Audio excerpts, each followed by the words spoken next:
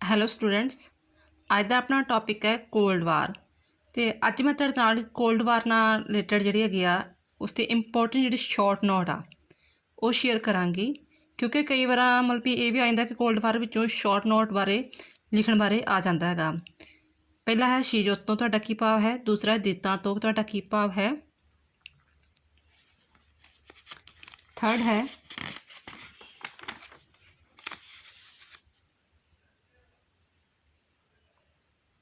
NATO ਕੀ ਹੈ, ਸਵੇਜ ਨਹਿਰ ਦਾ ਸੰਕਟ ਕੀ ਸੀ,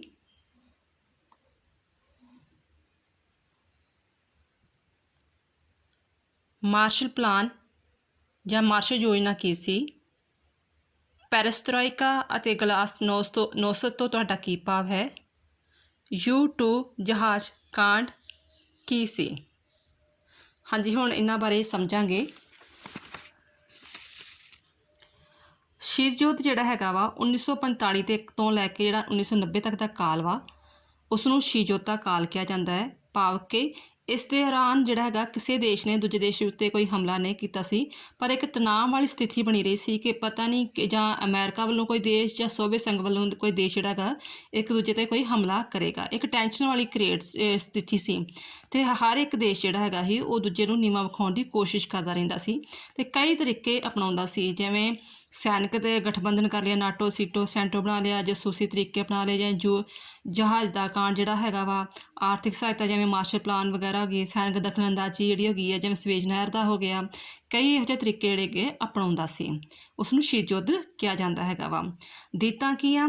ਦਿੱਤਾ ਕਹਿੰਦਾ ਕਿ 1970 ਤੋਂ ਲੈ ਕੇ ਜਿਹੜਾ 79 ਦਾ ਕਾਲ ਆ ਉਸ ਨੂੰ ਦਿੱਤਾਂ ਦਾ ਕਾਲ ਕਿਹਾ ਜਾਂਦਾ ਹੈ। ਅਤੇ ਇਸ ਵਿੱਚ ਦਿੱਤਾਂ ਦਾ ਇਹ ਸੀ ਕਿ ਅਮਰੀਕਾ ਅਤੇ ਜਿਹੜਾ ਸੋਵੀਅਤ ਸੰਘ ਆ ਉਹਦੇ ਵਿੱਚ ਜਿਹੜੀ ਆ ਉਹਨਾਂ 'ਚ ਟੈਨਸ਼ਨ ਕ੍ਰੀਏਟ ਹੋ ਰਹੀ ਸੀ, ਉਹਨਾਂ ਟੈਨਸ਼ਨ ਨੂੰ ਘੱਟ ਕਰਨ ਲਈ ਜਿਹੜਾ ਹੈਗਾ ਸੀ ਸਹਿਯੋਗ ਦੀ ਵਿਧੀ, ਸਹਿਯੋਗ ਦਾ ਜਿਹੜਾ ਤਰੀਕਾ ਅਪਣਾਇਆ ਜਾ ਰਿਹਾ ਸੀ ਉਸ ਨੂੰ ਦਿੱਤਾਂ ਕਿਹਾ ਜਾਂਦਾ ਸੀ। ਇਹ ਜਿਹੜਾ ਹੈਗਾ ਵਾ ਦਿੱਤਾਂ ਸ਼ਬਦ ਫਰਾਂਸੀਸੀ ਦਾ ਭਾਸ਼ਾ ਦਾ ਸ਼ਬਦ ਵਾ ਅਤੇ ਇਹ ਸਭ ਤੋਂ ਪਹਿਲਾਂ ਸ਼ਬਦ ਦੀ ਵਰਤੋਂ ਹੈਨਰੀ ਕਿਸਿੰਗਰ ਨੇ ਕੀਤੀ ਸੀ। ਅਤੇ ਭਾਵ ਕਿ 1970 ਤੋਂ ਲੈ ਕੇ ਜਿਹੜਾ 79 ਦੇ ਕਾਲ ਨੂੰ ਦਿੱਤਾਂ ਦਾ ਕਾਲ ਕਿਹਾ ਜਾਂਦਾ ਹੈਗਾ। ਨੈਕਸਟ ਹੈ ਨਾਟੋ ਤੋਂ ਕੀ ਭਾਵ ਹੈ? ਨਾਟੋ ਕੀ ਹੈ? ਅਮਰੀਕਾ ਦੁਆਰਾ ਬਣਾਇਆ ਹੋਇਆ ਇੱਕ ਸੈਨਿਕ ਸੰਗਠਨ ਹੈ।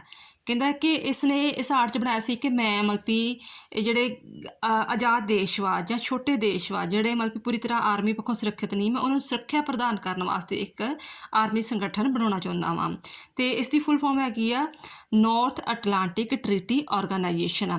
ਕਹਿੰਦਾ ਕਿ ਇਸ ਵਿੱਚ ਸਭ ਤੋਂ ਪਹਿਲਾਂ ਜਿਹੜੇ ਹੈਗੇ ਸੀ ਇਸ ਦੇਸ਼ ਦੇ ਜਿਹੜੇ ਮੈਂਬਰ ਸੀ, ਨਾਟੋ ਦੇ ਜਿਹੜੇ ਮੈਂਬਰ ਹੈਗੇ ਸੀ ਉਹ ਹੈਗੇ ਸੀ Belgium, Canada, Denmark, France, Iceland, Italy, Luxembourg, Netherland, Norway, ਪੁਰਤਗਾਲ ਅਤੇ UK ਇਸ ਦੇ ਦੇਸ਼ ਸੀ। ਅਤੇ ਹੌਲੀ ਹੌਲੀ ਹੋਰ ਵੀ ਕਈ ਦੇਸ਼ ਇਸ ਵਿੱਚ ਸ਼ਾਮਲ ਹੁੰਦੇ ਗਏ। ਇਸ ਕਰਕੇ ਸ਼ਾਮਲ ਹੁੰਦੇ ਗਏ ਤਾਂ ਜੋ ਉਹ ਸੋਵੀਅਤ ਸੰਘ ਯਾਨੀ ਕਿ ਸਾਮਵਾਦ ਦੇ ਪ੍ਰਭਾਵ ਤੋਂ ਬਚੇ ਰਹਿਣ ਅਤੇ ਇਸ ਆਪਣੇ ਆਪ ਨੂੰ ਅਮਰੀਕਾ ਦੇ ਹੇਠਾਂ, ਅਮਰੀਕਾ ਦੇ ਨਾਟੋ ਸੰਗਠਨ ਹੇਠਾਂ ਆਪਣੇ ਆਪ ਨੂੰ ਸੇਫ ਮਹਿਸੂਸ ਕਰਨ। ਇਹਦੀ ਇੱਕ ਇਹ ਵੀ ਕੰਡੀਸ਼ਨ ਸੀ ਕਿ ਜੇਕਰ ਨਾਟੋ ਦੇ ਕਿਸੇ ਵੀ ਦੇਸ਼ 'ਤੇ ਹਮਲਾ ਹੁੰਦਾ ਹੈ, ਮੰਨ ਲਓ ਲਗਜ਼ਮਬਰਗ ਉੱਤੇ ਜਾਂ ਆਇਰਲੈਂਡ 'ਤੇ ਕੋਈ ਹਮਲਾ ਹੁੰਦਾ ਹੈ, ਤਾਂ ਸਾਰੇ ਨਾਟੋ ਦੇ ਮੈਂਬਰ ਜਿਹੜੇ ਕਿ ਮਿਲ ਕੇ ਦੂਸਰੇ ਦੇਸ਼ ਦੇ ਵਿਰੁੱਧ ਕਾਰਵਾਈ ਕਰਨਗੇ। ਨੈਕਸਟ ਸਵੇਜ ਨਹਿਰ ਕੀ ਸੀ?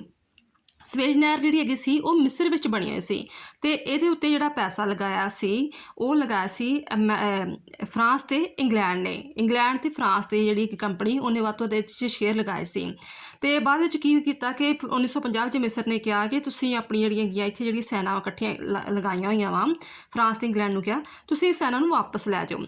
ਜਦੋਂ 1954 'ਚ ਵਾਪਸ ਸੈਨਾ ਲੈ ਗਏ ਤਾਂ ਉਹਨਾਂ ਨੇ ਕੀ ਕੀਤਾ, ਮਿਸਰ ਵਾਲਿਆਂ ਨੇ 1956 ਵਿੱਚ ਯਾਨੀ ਕਿ 54 'ਚ ਵਾਪਸ ਲੈ ਗਏ ਅਤੇ 56 ਵਿੱਚ ਜਿਹੜੇ ਹੈਗੇ ਉਸ ਨਹਿਰ ਦਾ ਰਾਸ਼ਟਰੀਕਰਨ ਕਰ ਦਿੱਤਾ, ਯਾਨੀ ਕਿ ਟੋਟਲੀ ਅਧਿਕਾਰ ਆਪਣਾ ਜਮਾ ਲਿਆ ਮਿਸਰ ਨੇ। ਇਹ ਗੱਲ ਜਿਹੜੀ ਹੈਗੀ ਆ ਮਿਸਰ ਉਹਨੂੰ ਫਰਾਂਸ ਅਤੇ ਇੰਗਲੈਂਡ ਨੂੰ ਚੰਗੀ ਨਾ ਲੱਗੀ ਕਿ ਸ਼ੇਅਰ ਤਾਂ ਅਸੀਂ ਲਗਾਇਆ ਸੀ ਅਤੇ ਕਬਜ਼ਾ ਇਹਨਾਂ ਨੇ ਕਰ ਲਿਆ, ਇਸ ਲਈ ਉਹਨਾਂ ਨੇ ਉੱਤੇ ਹਮਲਾ ਕਰ ਦਿੱਤਾ।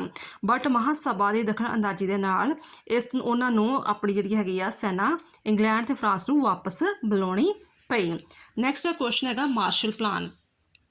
ਮਾਰਸ਼ਲ ਪਲਾਨ ਜਿਹੜਾ ਹੈਗਾ ਸੀ ਉਹ ਹੈਗਾ ਸੀ ਕਿ ਇਹ ਸੋਵੀਅਤ ਸੰਘ ਦੇ ਵੱਧਦੇ ਪ੍ਰਭਾਵ ਨੂੰ ਰੋਕਣ ਵਾਸਤੇ, ਸੋਵੀਅਤ ਸੰਘ ਦੇ ਵੱਧਦੇ ਹੋਏ ਪ੍ਰਭਾਵ ਨੂੰ ਰੋਕਣ ਵਾਸਤੇ ਅਮਰੀਕਾ ਦਾ ਜਿਹੜਾ ਵਿਦੇਸ਼ ਮੰਤਰੀ ਸੀ ਮਾਰਸ਼ਲ, ਉਹਦਾ ਮੰਤਰੀ ਦਾ ਨਾਂ ਹੈਗਾ ਸੀ ਮਾਰਸ਼ਲ। ਉਹਨੇ ਇੱਕ ਪਲਾਨ ਬਣਾਇਆ ਕਿ ਆਪਾਂ ਵੱਧ ਤੋਂ ਵੱਧ ਉਹਨਾਂ ਦੇਸ਼ਾਂ ਦੀ ਹੈਲਪ ਕਰੀਏ ਜਿਹੜੇ ਕਿ ਸਾਵਾਦ ਤੋਂ ਆਜ਼ਾਦ ਹੋਏ ਆ, ਜਿਹੜੇ ਸੋਵੀਅਤ ਸੰਘ ਤੋਂ ਆਜ਼ਾਦ ਹੋਏ ਆ, ਜਿਹੜੇ ਸੋਵੀਅਤ ਸੰਘ ਵੱਲ ਨਹੀਂ ਜਾਣਾ ਚਾਹੁੰਦੇ ਹੈਗੇ। ਅਤੇ ਕੁਝ ਇਹੋ ਜਿਹੇ ਪੱਛਮੀ ਦੇਸ਼ ਜਿਹੜੇ ਹੈਗੇ ਗਰੀਬ ਆ ਜੇ, ਇਹ ਨਾ ਵੀ ਉਹ ਉਸ ਤੋਂ ਪ੍ਰਭਾਵਿਤ ਹੋ ਕੇ ਮਾਰਕਸਵਾਦੀ ਵਿਚਾਰਧਾਰਾ ਤੋਂ ਪ੍ਰਭਾਵਿਤ ਹੋ ਕੇ ਉਹਨਾਂ ਵੱਲ ਨਾ ਚਲੇ ਜਾਣ। ਇਸ ਕਰਕੇ ਜਿਹੜੀ ਹੈਗੀ ਆ ਇਸ ਯੋਜਨਾ ਨੂੰ, ਕਿਉਂਕਿ ਮਾਰਸ਼ਲ ਦੁਆਰਾ ਬਣਾਇਆ ਗਿਆ ਸੀ ਇਸ ਪਲਾਨ ਨੂੰ, ਇਸ ਕਰਕੇ ਇਸ ਦਾ ਨਾਮ ਮਾਰਸ਼ਲ ਪਲਾਨ ਦਿੱਤਾ ਗਿਆ। ਅਤੇ ਇਹਨਾਂ ਦੇਸ਼ਾਂ ਦੀ ਹੈਲਪ ਕਰਨ ਵਾਸਤੇ, ਸਾਵਾਦੀ ਵਿਚਾਰਧਾਰਾ ਨੂੰ ਰੋਕਣ ਵਾਸਤੇ, ਉਹਦੇ ਪ੍ਰਭਾਵ ਨੂੰ ਰੋਕਣ ਵਾਸਤੇ ਉਹਨੇ ਯੂਰਪੀਅਨ ਦੇਸ਼ਾਂ ਨੂੰ 12 ਅਰਬ ਡਾਲਰ ਦੀ ਸਹਾਇਤਾ ਕੀਤੀ ਗਈ। ਨੈਕਸਟ ਹੈਗਾ ਪੈਰੇਸਟਰੋਇਕਾ ਅਤੇ ਗਲਾਸਨੋਸ। ਜਿਸ ਤਰ੍ਹਾਂ ਅਮਰੀਕਾ ਨੇ ਮਾਰਸ਼ਲ ਯੋਜਨਾ ਬਣਾਈ ਸੀ, ਇਸੇ ਤਰ੍ਹਾਂ ਹੀ ਸੋਵੀਅਤ ਸੰਘ ਨੇ ਵੀ ਇੱਕ ਆਪਣੀ 2 ਯੋਜਨਾਵਾਂ ਬਣਾਈਆਂ, ਪੈਰੇਸਟਰੋਇਕਾ ਅਤੇ ਗਲਾਸਨੋਸ। ਪੈਰੇਸਟਰੋਇਕਾ ਦਾ ਅਰਥ ਹੁੰਦਾ ਪੁਨਰ ਰਚਨਾ ਅਤੇ ਗਲਾਸਨੋਸ ਦਾ ਅਰਥ ਹੈ ਖੁੱਲ੍ਹਾਪਨ।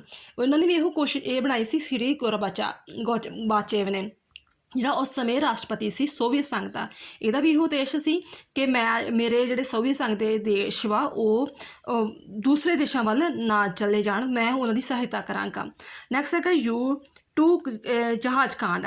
ਕਹਿੰਦਾ ਕਿ ਜਿਹੜਾ ਹੈਗਾ ਉਸ ਸਮੇਂ 1959 ਵਿੱਚ ਸੋਵੀਅਤ ਸੰਘ ਦਾ ਪ੍ਰਧਾਨ ਮੰਤਰੀ ਖੁਰਾਚੇਵ ਉਦੋਂ ਅਮਰੀਕਾ ਦੀ ਯਾਤਰਾ ਵਿੱਚ ਗਿਆ ਅਤੇ ਹੁਣ ਉਹਨਾਂ ਦੇ ਵਿੱਚ ਦਾ ਜਿਹੜੇ ਸੰਬੰਧ ਵਧੀਆ ਹੋਣ ਲੱਗ ਪਏ।